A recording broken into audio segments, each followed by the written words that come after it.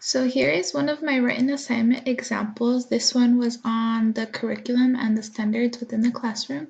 And I just mostly talk about how inside the class, second grade class that I observed, the teacher displays the ELA content standards on the whiteboard as well as on the walls.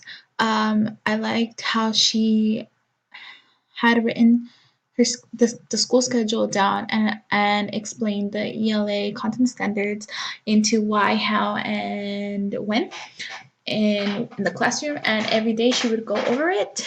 I also noticed that the content standards don't change daily. They usually stay there for a week or maybe 2 weeks at a time. So I'm not too sure why or how they don't change that often. But this written assignment was really cool to write because I got to pull from my observation journal to write about this written assignment. And another written assignment that I would like to show is my written assignment on special education. I wrote about a particular student in the class who is under behavioral management.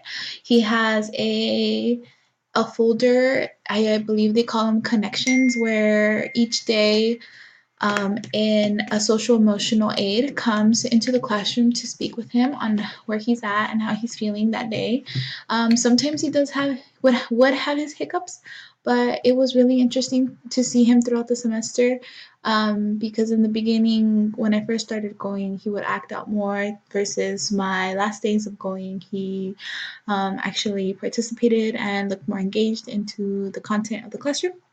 So this is just mainly what I wrote about it, and I really liked writing, having this written assignment because not only did I get a good grade on it, but also it was again really fun to pull from my journal observations and like the observations that I have written down from what I've seen into this written assignment.